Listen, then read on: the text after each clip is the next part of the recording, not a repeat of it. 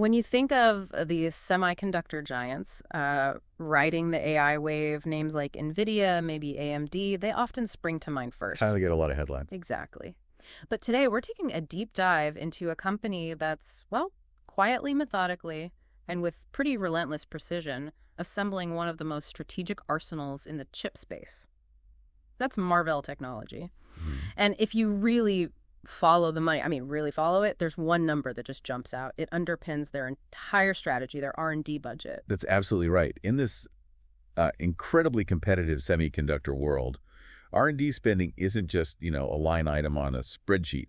It's really a declaration of intent. It's a roadmap of their ambitions. And honestly, it's kind of a crystal ball into where they see future earnings coming from. Crystal ball, okay. In Marvell's case, that R&D line is, well, it's glowing red hot. It really signals a massive long-term bet they're making. Okay, so our mission for this deep dive, then, is to unpack Marvell's strategy.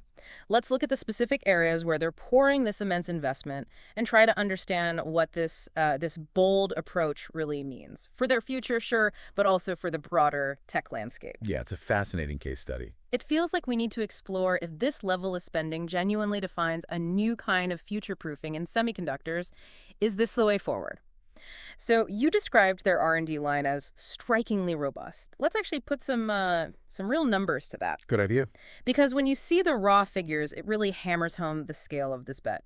Marvell's R&D spending is, well, it's staggering. Fiscal year 2023, they poured $1.784 billion into R&D. Almost $1.8 billion. Right. Then it jumped again. Fiscal 2024, $1.896 billion. And the trailing 12 months as of Q2 fiscal 25, it's approximately $1.982 billion. Wow. That's nearly $2 billion annually poured directly into innovation. And the key thing here, the really standout point, is that this spending has more than doubled in just the past 5 years. Yeah, back in 2018, it was around $700 million. So you think about this industry. Margins can be tight. Product cycles are just relentless. Seeing a company almost triple its R&D spend in 5 years, that is audacious. Audacious is a good word for it. Yeah. Sources we looked at describe this escalation as not normal because, most companies would probably prioritize immediate profits. Yeah. And maybe not safe either, in the sense that it's a massive concentrated gamble. Very gamble, right. But it's also incredibly bold. It signals this unwavering belief they have in their long-term vision, even if it means some short-term pain on the P&L. It speaks volumes, really, about their commitment to shaping what comes next, rather than just, reacting to it. Okay, so they're pouring almost $2 billion a year into this. Huge sum. What's the strategy behind it? Where is this money actually going? Are they just chasing every trend, or is there a laser focus? Well, they're being very selective, which is, I think, absolutely key here. Yeah. Marvell has this laser focus on just a few strategic growth markets. Okay, so data centers, AI infrastructure, cloud computing, custom silicon. We'll definitely need to dig into that one.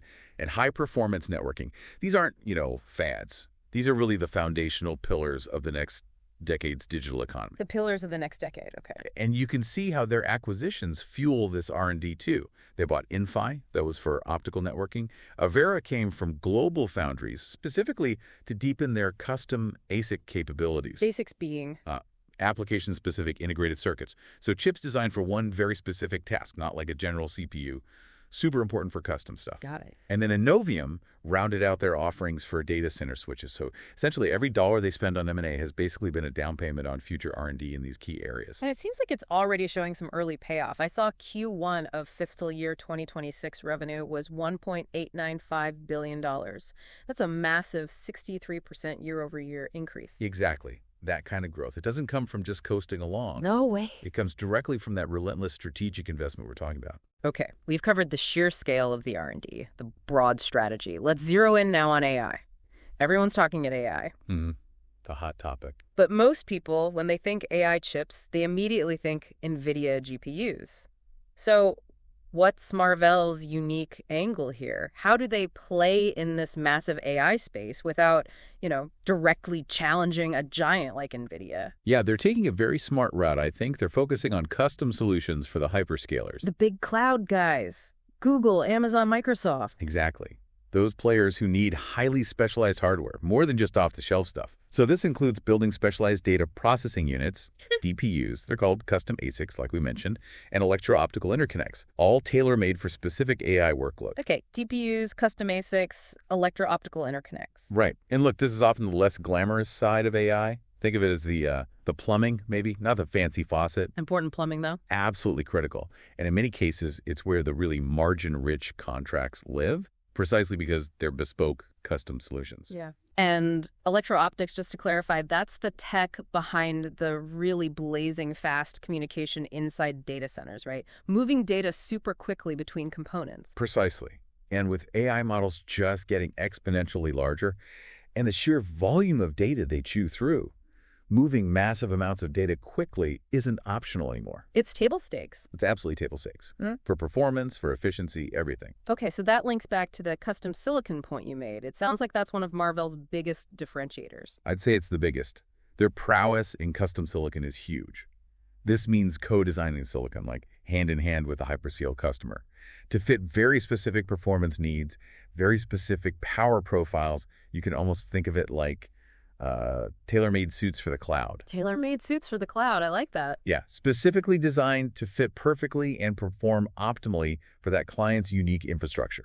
The benefits there seem pretty clear then. It locks in those big customers for the long haul. Definitely. Creates higher switching costs, makes it harder for them to leave. Right. And ultimately should lead to better margins because it's custom work. Exactly. And this capability, it absolutely has R&D right at its heart. You can't do this level of highly specialized customization without a deep bench of engineers and, frankly, a significant war chest for innovation. It just wouldn't be possible. It's easy, though, to throw around buzzwords like AI and custom silicon.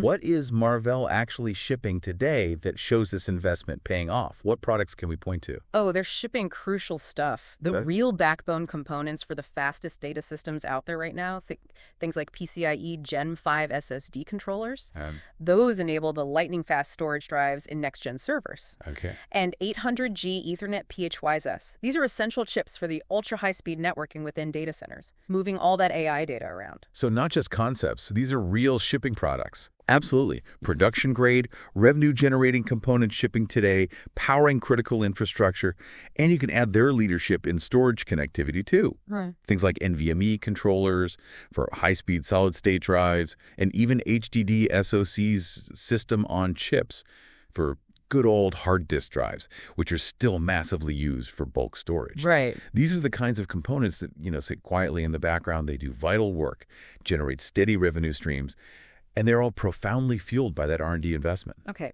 but there's always the investor question, right? Especially with this kind of heavy spending. How does Marvell balance this massive R&D push with profitability? Especially when you look at, say, fiscal 2025, they posted a net income loss of roughly $885 million. That's a really important question. And crucially, that log is largely seen as a result of them consciously front-loading investment. Front-loading, meaning spending now for future gain. Exactly. Spending big now to hopefully reap the rewards later. And interestingly, Wall Street seems to kind of agree with this approach, or at least understand it. The company's stock has remained pretty resilient, even with that dip in net income profitability. Plus, you have to look at their operating cash flow. That remains strong. It was $332.9 million in Q1 fiscal 26. That shows that despite the accounting losses, which include things like stock-based compensation and amortization from acquisitions, the company is generating real money from its core operations. So it's an intentional trade-off they're making. Very much an intentional trade-off. Invest heavily now for dominance later. Now, to really hammer home Marvell's commitment here, let's compare their R&D spend to some of their peers. You mentioned Nvidia earlier. They spend around, 20% of revenue on R&D? Yeah, roughly 20%. And AMD is usually closer to maybe 15%, which are still significant amounts, don't get me wrong. Sure, standard for the industry, maybe. Right. But here's the remarkable thing about Marvell. Their R&D spend, relative to their revenue, has been hovering around 35 to 40% in some recent quarters. 35 to 40%. Yes. That percentage is, well, some might call it borderline insane for a company of their size in this sector. It's exceptionally high. Yeah. Okay. It demonstrates just this profound commitment to innovation. It shows they're not just, chasing vanity projects. They seem to be making really surgical bets that they believe have massive long-term payoffs. It's a level of investment that, frankly, very few companies dare to undertake, especially in a sector as capital-intensive as semiconductors. Okay, but no strategy, especially one this aggressive, is without risk. It can't be all smooth sailing. What are the potential downsides here? What could go wrong with pouring so much into R&D? Oh, absolutely. There are risks, several key ones. First off, there's simple execution risk. Can they consistently deliver on these incredibly complex, cutting-edge products they're developing?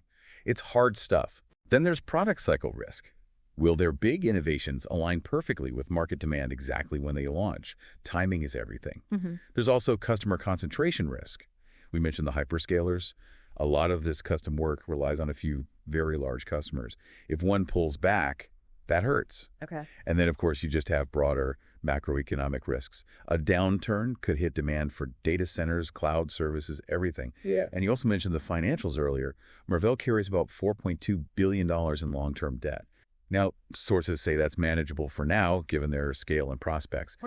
But it does mean they can't afford to swing and miss too many times with these big R&D bets. The stakes are high. And one more thing, supply chain challenges. We're sort of in a post-pandemic world, but things are still complex. Any hiccups in the supply chain could really slow down their ability to monetize all this innovation. We'll have to keep an eye on them. So, looking ahead, Marvell definitely isn't signaling any slowdown. They guided for operating expenses of roughly $735 million next quarter. That's a clear sign R&D investment isn't tapering off. Not at all. So what should we expect to see from them in the, say, near to medium term? Well, I think we can definitely expect more new product announcements, particularly in those core areas. AI and data center interconnects, that's where the heat is. Keep an eye out for news around partnerships, especially with TSMC, for manufacturing their next-gen chips, likely using 3-nanometer processes for custom silicon.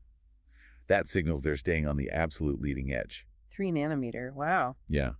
And fundamentally, Marvell seems incredibly well positioned to capitalize as hyperscalers keep pushing for more energy-efficient solutions. Power consumption in data centers is becoming a massive issue. Right, efficiency is huge. And Marvell's custom approach can really help there. Also, don't forget automotive. We're likely to see deeper traction there as autonomous driving and electric vehicles just demand more and more sophisticated compute and connectivity. That's another area where Marvell's specialized chips are a natural fit. Okay, so let's bring this back to the listener. If you're looking at Marvell from an investment perspective, what does all this mean? How should you think about it? That's the key takeaway, perhaps. Yeah, it feels important to understand this isn't really a traditional value play, is it? You're not buying it because it looks cheap based on today's earnings. No, not at all. It's more of a conviction play. Is that fair? You buy it because you believe the strategy, this massive R&D bet, is going to pay off big, maybe in the next 2, 3, 5 years. That's exactly it. It's a bet on future innovation materializing into market leadership and strong financial returns down the road.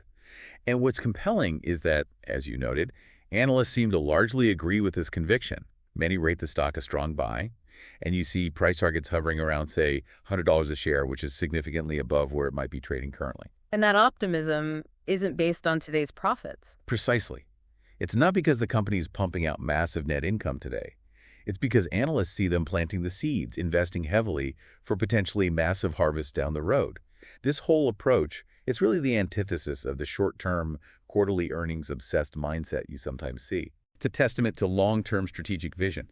And frankly, in our view, based on the research, it looks like one of the smartest, most calculated bets happening in the semiconductor sector right now.